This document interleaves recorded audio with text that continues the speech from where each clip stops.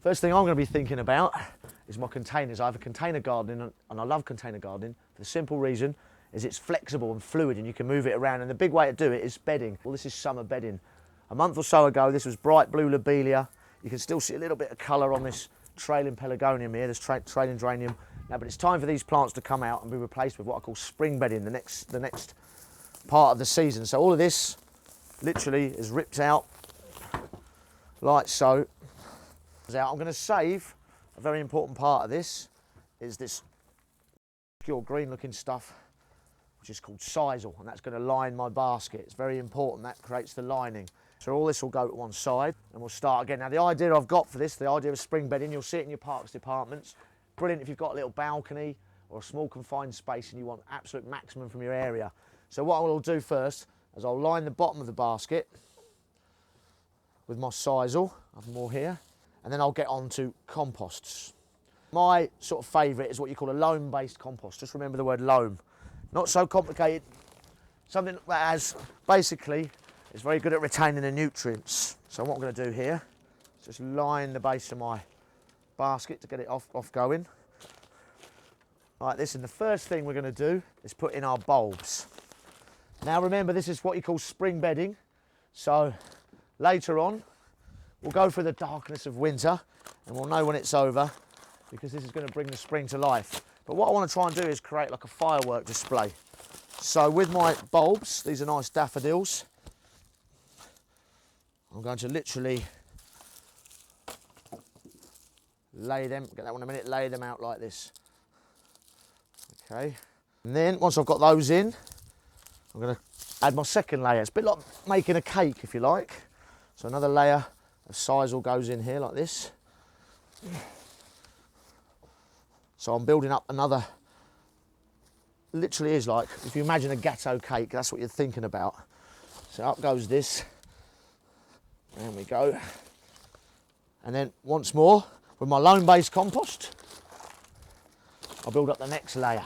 Right, so that goes up the second layer. Now I'll get my bulbs.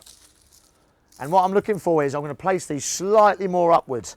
So if you can imagine next spring, as they come out and flower, you've almost got like a firework display of bulb. So these go in literally at an angle like that. Always remember, there's your basal plate because there's the root. But when you buy bulbs, just check they're nice and firm like that. But again, we're going to put a layer of these in. A layer of these in like so. And what I'm after here is I'm going to tilt it. I'm going to tilt it slightly upward. The first layer was like this. Second layer is slightly tilted up. If you can just see there like that, I've got the layer, the cake thing, the cake idea. Slightly up that. Then once they're in, again, we're going to get into the final layer. A bit of compost over the top. Cover those over. Now, a little bit of an important little trick here. It's because we're working in a confined space. One thing we need to think about is the plant's going to use the nutrients up rather quick. So we need to feed. My chosen choice is slow release fertilizer. So as I'm making the container, just sprinkle that in now. Some people maybe prefer, if they like it more organic, you might want to use chicken pellets. Same difference, but nitrogen, phosphorus, potassium in there, they'll go in like that. So that gives my plants a bit of Sunday roast really. Now I'm going to, once again, we're on our final layer. I build up with sisal like this, round the edge, final layer. This goes round the edge like so. And then we're going to start doing some planting in it because it looks fairly naked at the moment. A little bit more compost.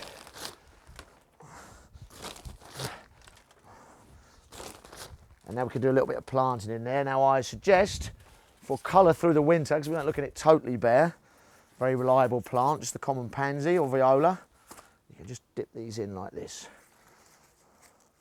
And this, what happens is basically, is these will flower for the winter. In the dark months, they'll give you some colour.